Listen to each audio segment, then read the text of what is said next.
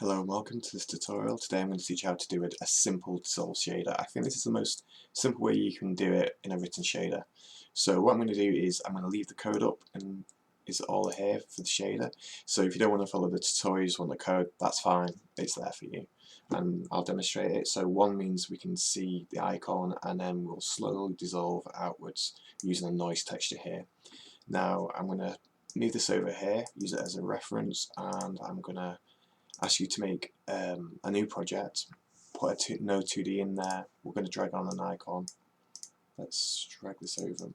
So I've got some images here. What I'm going to do is I'm going to upload this on GitHub so you can download the project, mess around with it yourself.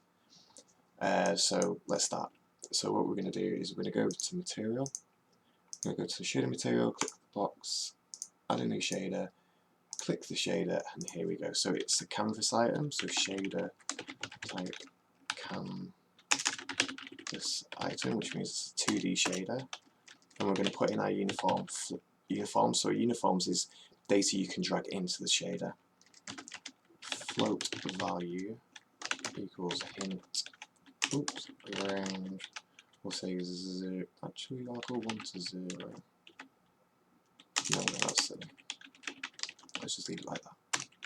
Uniform sampler 2D expected into a constant. Oh. And we're going to say noise texture. Let's make sure that's okay.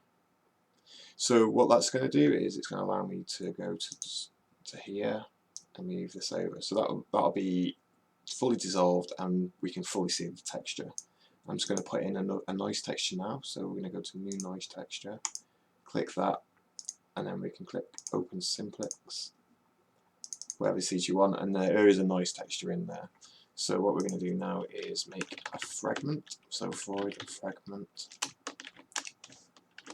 and then we're going to say vec for current pixel, because we want to get the pixel we're currently on of this texture.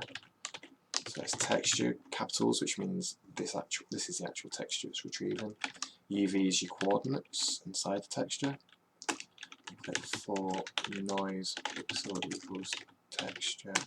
And this time we're going to say noise texture UV. And then we're going to go if current.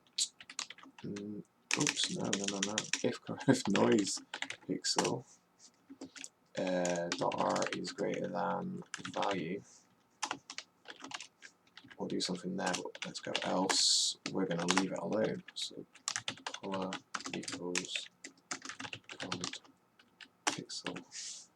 So here we're going to say color, so the alpha of this pixel minus equals 1f to make it transparent.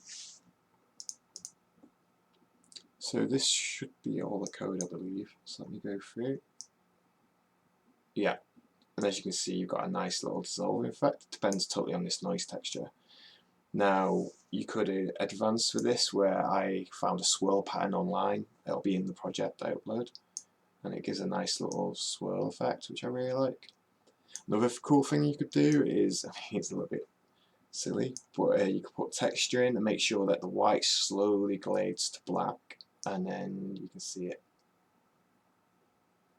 And lastly, we can put in, oops, wrong place, and then pull it like so.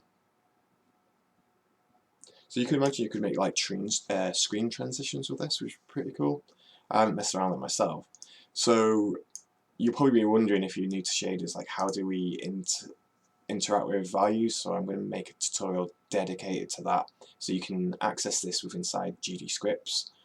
Until then, take care and thanks for stopping by. Bye bye.